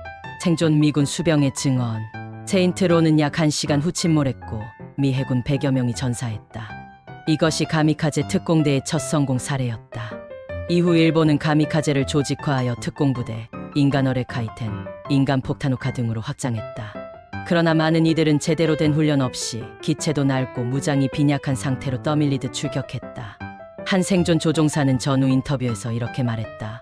하늘 위엔 영광이 없었다. 오직 죽음만이 있었다. 가미카제는 군사적 효과보다 심리적 충격이 컸으며 미 해군의 항공모함과 구축한 피해를 입혔다. 그러나 대부분의 가미카제는 목표에 도달하지 못했고 젊은 조종사들의 희생만 커졌다. 1944년 10월 25일 일본의 전쟁은 한계를 넘어섰다. 죽음을 명령하는 전술이 등장한 날 태평양 전쟁은 인간의 비극이 극에 달하는 전환점을 맞이했다. 944년 11월 24일 하늘에서 시작된 전쟁. 사이판 북부의 이슬리 비행장 오전 5시. 하늘은 검게 물들어 있었고 B-29 폭격기 111대가 활주로 위에 일렬로 늘어서 있었다. 그들의 목표는 단 하나, 일본 본토 도쿄의 산업지대였다. 기장 리처드 벤틀리 중령은 동료 조종사들과 마지막 작전 회의를 마치고 비행기에 올랐다. 손에는 출격 명령서와 도쿄의 공업지대가 인쇄된 지도 한 장뿐이었다. 도쿄를 본 건 처음이었고 그날 본 불길은 마지막이길 바랐다. 11월 24일 아침 수천 마력의 엔진 소리가 새벽을 찢으며 B-29 편대가 이륙했다. 2500km 이상을 날아 일본 본토 상공에 도달한 폭격기들은 도쿄 무사시 공장 일대를 겨냥했다. 이곳은 일본 전투기 엔진을 생산하던 핵심 산업시설이었다. 고고도 9000m에서 투하된 폭탄이 불을 일으켰고 일본 방공망은 처음으로 이 새로운 위협에 직면했다. 일본군 전투기와 고사포가 대응했으나 고고도로 비행한 B-29에는 제대로 된 피해를 주지 못했다. 이날의 공습은 B-29에 의한 본토 직접 공격의 시작이었으며 이후 도쿄 대공습, 요코하마, 오사카, 나고야 공습 등으로 이어졌고 일본 내 공포와 전쟁 피로도 급격히 상승하였다. 미국은 이후 고폭탄과 소위탄 조합으로 도시 소각 전략으로 전환하였다. 도쿄가 작아 보였다. 하지만 불길은 하늘까지 닿았다. 우리는 바다 위에서 전쟁을 하다 이제 도시 위에서 사람들을 보게 된 것이다. B-29 폭격수, 익명 회고록 내용이다. 그날 전쟁은 하늘 위로 옮겨졌다. 그리고 일본 열도는 더 이상 안전지대가 아니었다. 1945년 2월 4일에서 11일 크림반도 얄타. 세계는 전쟁 이후의 질서를 설계하기 시작했다. 전쟁은 끝을 향해 새로운 세계가 다가온다. 1945년 초 유럽 전선은 거의 연합군의 승리 분위기였다. 서부 전장에서는 연합군이 독일 국경에 근접하였고 동부 전선은 소련군이 폴란드를 넘고 베를린이 눈앞이었다. 일본은 아직 항복하지 않았지만 독일은 패망이 눈앞이었다. 이 시점에서 전쟁 후의 세계 질서를 설계할 필요가 있었다. 회담 참석자는 3대 연합국 지도자들로 프랭클린 D. 루스벨트는 미국이 중재자로 유엔 구상을 주도하고자 하였고 윈스턴 처칠은 영국이 유럽의 균형과 자유선거를 강조하였으며 요제프 스탈린은 소련이 안보 보장과 영향권 확보를 원하였다. 장소는 소련령 크림반도 얄타의 리보디아 궁전에서 회담이 개최되었다. 주요 논의 의제는 독일의 패전 이후 처리로 무조건 항복 원칙을 재확인하고 독일은 미국, 영국, 소련, 프랑스가 분할하여 점령하는 것을 처칠이 요구하였다. 비무장화, 비나치화, 민주화, 분할 점령. 폴란드 국경 조정으로 동쪽은 소련으로 넘어가고 서쪽은 독일 영토의 일부를 획득하였다. 스탈린은 폴란드에 친소 정권 수립 의도가 있었으며 처칠 루스벨트는 자유선거 보장을 요구하였다. 스탈린은 최대한 노력이라고만 답변을 하였다. 스탈린은 유럽전쟁이 끝나면 일본 전쟁에 참전을 약속하고 조건으로 만주사할린쿠릴 열도를 확보하려 하였다. 미국은 일본 본토 상륙 계획 중이었으며 아직 원자폭탄은 미공개 상태였다. 루스벨트가 주도한 평화유지 기구인 국제연합위원 창설에 합의하였고 안전보장이사회의 거부권 제도를 도입하였다. 세계는 이 조용한 크림반도의 궁전에서 승리 이후의 복잡한 세계를 설계하기 시작했다. 이후의 현실은 냉전의 서막이 시작되며 소련은 동유럽의 친소 정권 강제로 수립하였고 폴란드 자유선거는 사실상 이루어지지 않았다.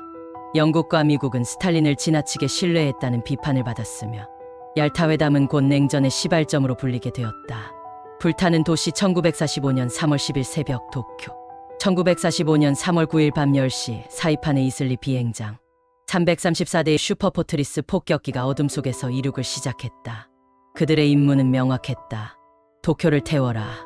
목표는 군수 공장이나 비행장이 아닌 사람들이 사는 도시 전체였다. 3월 10일 0시 8분 첫 폭격이 개시되었다. 도쿄 도심 시타마치 지역. 갑자기 하늘을 가르는 엔진 소리. 고지어 M69 소이탄 인화용 네이팜탄 수천 개가 지붕을 뚫고 쏟아졌다. 이 소이탄은 불꽃을 뿜으며 건물 속으로 파고들었고 일본 전통 목조 건물은 삽시간에 화염에 휩싸였다. 불길은 바람을 타고 도시를 휩쓸었다. 당시 도쿄는 겨울 건조기, 강한 북풍이 불고 있었다. 이 바람이 불길을 거대한 파도처럼 확산시켰다. 소이탄 하나로 시작된 불은 순식간에 연료창고, 주택가, 병원, 학교를 집어삼켰다. 어머니는 내 손을 잡고 달리셨다. 그런데 불바람이 등 뒤에서 쏟아져와 손을 놓치는 순간 엄마는 사라졌다. 생존자 스즈키 후미코 당시 12세의 증언 내용이다. 미군의 폭격 전술은 고고도에서 폭격하던 방식을 바꿔 저공비행으로 야간 침투 작전이었고 목표는 정확도가 아닌 소이탄의 확산 범위였다. 미군 조종사 중 한 명은 회고했다. 불길이 클수록 임무는 성공적이었다. 하지만 돌아오는 길에 내 마음은 무거웠다. 피해 규모는 사망자 약 10만 명, 당시 히로시마 원폭보다 더 많은 즉사자 수였고 부상자는 약 12만 명 이상. 가옥 파괴는 약 27만 채 소실되며 100만 명이 집을 잃었다. 도쿄의 25% 이상이 불에 타버렸다. 이 폭격은 제2차 세계대전 사상 최악의 공습으로 기록되었고 이후 나고야, 오사카, 고베 등 일본 주요 도시들도 유사한 방식으로 폭격을 당하였다. 원자폭탄 투하 이전 미국은 소이탄으로 일본 도시를 지속적으로 연소시키는 전략을 추진한 것이었다. 공습 후 아침 도쿄는 거대한 재와 연기로 뒤덮인 도시였다. 공식 발표는 거의 없었고 국민들은 입을 다문 채 시체와 제 사이를 걸었다. 그날 이후로 많은 이들이 이렇게 기억했다. 도쿄는 죽은 도시였다. 살아있는 이들은 유령처럼 거리를 떠돌았다. 1945년 4월 두 지도자의 마지막. 한쪽은 세계 평화를 꿈꾸다 세상을 떠났고 다른 한쪽은 몰락의 책임을 피하려 지하에서 생을 마감했다. 1945년 4월 12일 프랭클린 D. 루스벨트가 사망하였다. 미국 조지아주 웜스프링스 별장에서 오후 1시 15분경 뇌출혈로 당시 나이 63세로 생을 마감하였다. 루스벨트는 제2차 세계대전을 승리로 이끌고 있던 지도자로 유럽은 종전 직전이었고 유엔 창설도 준비 중이었다. 얄타 회담 직후부터 심한 피로와 건강 저하로 결국 4월 12일 갑작스레 쓰러지고 말았다. 후임은 해리 S. 트루먼 부통령이었으며 트루먼은 즉시 대통령직을 승계하여였다. 그는 히로시마 원폭 투하 결정, 전후 냉전 대처 등 중대 역사 결정을 맡게 되었다. 또 한 명의 상반된 지도자거 아돌프 히틀러가 1945년 4월 30일 자살하였다. 베를린 총통 지하 벙커에서 광적인 전쟁광 희생이 마감되었다. 소련군이 베를린 시내까지 진입하였고 나치 정권은 사실상 붕괴 상태였다. 히틀러는 연인 에바 브라운과 함께 청산가리 복용과 권총으로 자살하며 내 시신이 소련군 손에 넘어가선 안 된다. 는 유언에 따라 즉시 화장하였다. 후계자로 카를 데니츠 제독을 지명하였고 나치는 히틀러 사후 일주일도 못 버티고 항복하였다. 세계는 히틀러 없는 독일, 루스벨트 없는 미국과 함께 전쟁의 끝과 새로운 세계 질서를 맞이하게 되었다. 1945년 5월 8일 독일 무조건 항복. 나치 독일의 종말과 유럽 전쟁의 끝. 히틀러의 죽음과 베를린 함락되고 나치 고위 인사 다수는 자살 또는 도주하였다. 히틀러의 후계자 해군 제독 카를 데니츠는 현실을 받아들이고 항복을 준비하였다. 1차 서명은 1945년 5월 7일 프랑스 랭스에서 독일 측 대표 알프레트 요들 장군과 연합군 대표 드와이트 디 아이젠하워 장군 휘하 베델 스미스가 유럽 전선에서 독일군 전면 무조건 항복에 서명하며 5월 8일 2300일 중부 유럽 시간에 발효되었고 2차 서명은 1945년 5월 8일 독일 베를린 근교 카르스오르스트에서 있었다. 스탈린은 서방만의 항복은 인정 못한다 주장하며 소련 측 요구로 소련군 앞에서 다시 항복 서명을 하였다. 독일 대표는 비렐름 카이틀 원수 OKW 총참모장과 연합군 대표는 소련 게오르기 주코프 원수가 서명하였으며 미국, 영국, 프랑스 대표가 참관하였다. 이로써 연합사국 모두가 항복을 공식 확인하였다. 서방 세계는 5월 8일 소련 및 러시아는 5월 9일 시간차로 전승기념일을 지정하였다. 런던, 파리, 뉴욕 등지에서는 시민들이 거리로 나와 축하를 하며 전쟁으로 무너진 유럽의 해방과 평화의 첫 아침을 보냈다. 제2차 세계대전 유럽 전선 사망자는 군인과 민간인 총합 약 4천만 명 이상과 독일은 완전한 무장 해제 점령 상태로 전환되었으며 유엔 창설, 냉전 구도의 서막도 함께 시작되었다. 그러나 2차 세계대전의 종지부는 아직이었다. 또 한 명의 전쟁광이 살고 있는 일본. 그 전쟁의 끝 또한 다가오고 있었다. 죽음의 섬 오키나와 1945년 봄, 1945년 4월 1일 부활절 아침. 하늘은 맑았고 바다는 거대했다. 그러나 그 위에 떠있는 것은 미국의 역사상 최대 상륙 전력이었다. 16만 명 이상의 미군 병력, 항공모함 40척, 함선 1300여 척. 오키나와 섬 앞바다에는 전쟁의 종차격이 서 있었다. 아이언 레인. 오전 8시 미 해병대와 육군 제10군이 하구시 해안에 상륙을 시작했다. 총성이 없었다. 일본군은 보이지 않았다. 병사들은 잠시 긴장을 풀었고 일부는 아무도 없잖아 라며 웃었다. 그러나 그것은 덫이었다. 우시지마 미츠루 대장이 이끄는 일본 제32군은 도시 점령이 아닌 섬 전체를 요새화하는 전략을 세웠다. 병력은 약 11만 명, 대부분 동굴 진지와 산악 방어선에 숨어 있었다. 그는 게릴라전, 야간 습격, 자폭 공격, 민간인 유도 전술까지 총동원했다. 지옥의 82일 불과 피해 전자. 5월 3일에서 5일 일본군의 대규모 반격, 하지만 미군의 화력에 제압되었다. 카미카제 공격이 1900회 이상 시도되며 미군 함선 34척 격침과 368척이 피해를 입었다. 추리성 전투에서는 중심 방어선을 미군이 점령하는데 한 달 이상이 소요되었고 6월 일본군 조직적 저항이 무너지며 지휘관들은 집단 자결을 하였다. 민간인의 희생 또한 엄청났다. 오키나와에는 40만 명의 민간인이 거주하고 있었다. 일본군은 민간인을 방패로 사용하거나 자결을 강요했다. 부모는 아이를 안고 절벽에서 몸을 던졌다. 어머니는 내 손을 잡고 바닷가로 갔다. 그날 이후 나 혼자 돌아왔다. 오키나와 생존 주민의 내용이다. 이 전투에서 미군 전사자 약 1만 2,500명, 일본군 전사자 약 9만 5천 명, 민간인 사망자 약 10만 명 이상, 전체 피해자 수는 약 20만 명 이상이었다. 태평양 전쟁 최대 최후의 지상전. 미군은 일본 본토 상륙을 포기하고 대규모 공습 원자폭탄 전략으로 전환하게 되었다. 일본은 본토도 이렇게 될 것이라는 절망감과 공포에 휩싸였다.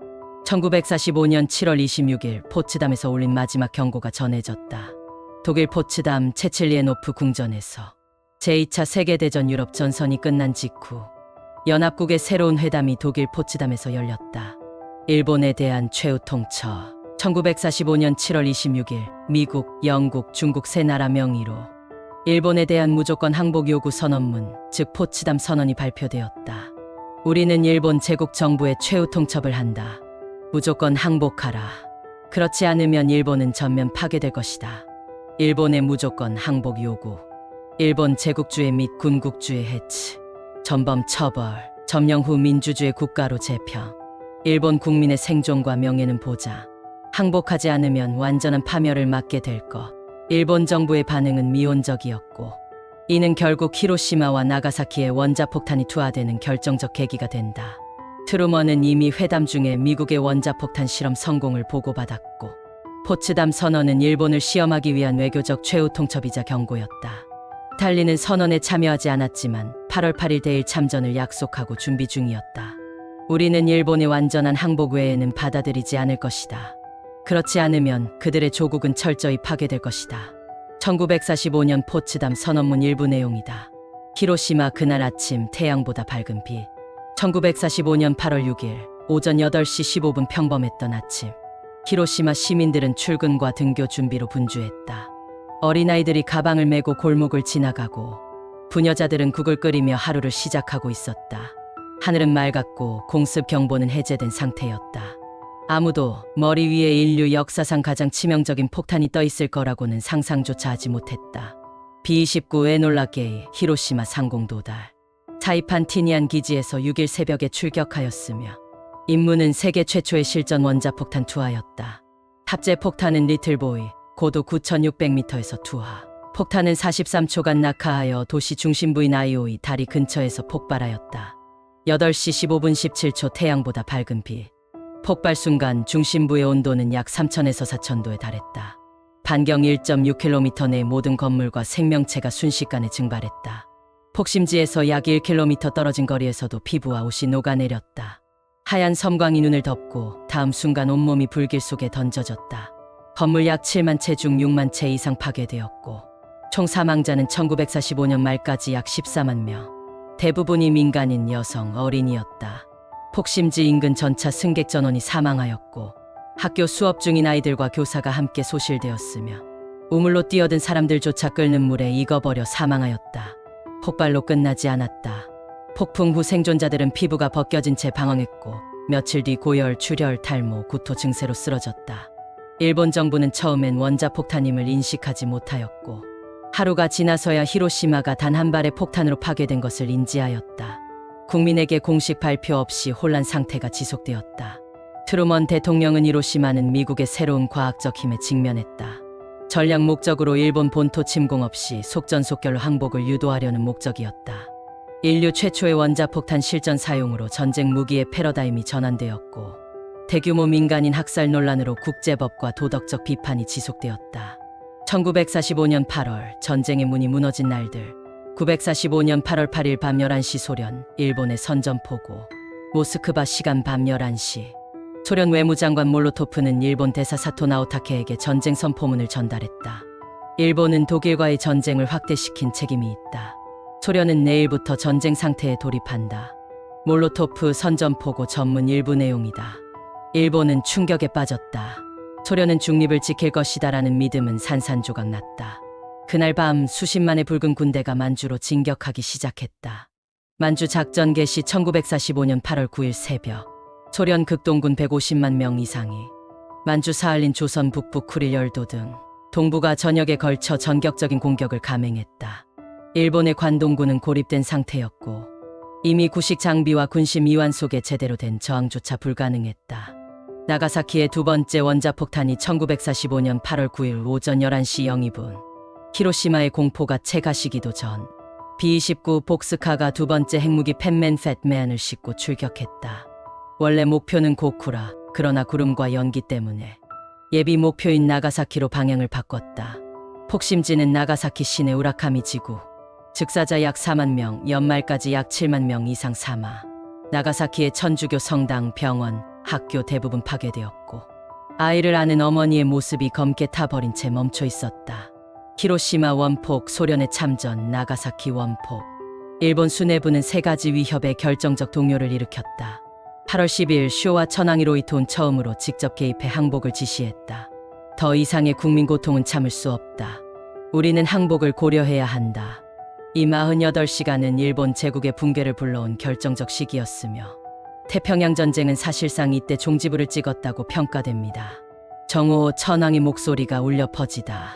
1945년 8월 15일. 이제 그만 싸워야 한다. 전무후무한 방송.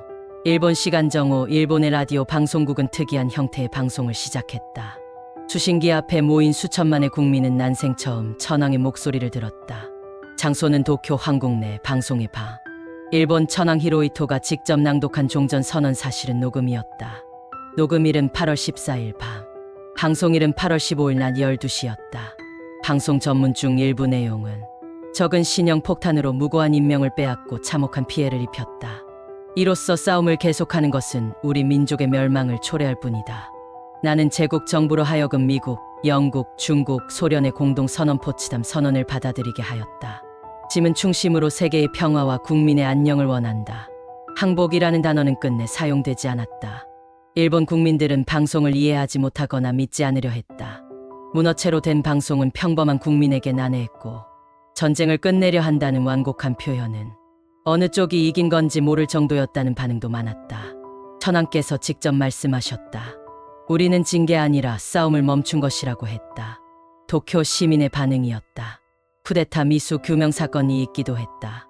방송이 나가기 전날 밤 육군 급진파 장교들은 항복 반대 쿠데타를 시도했다.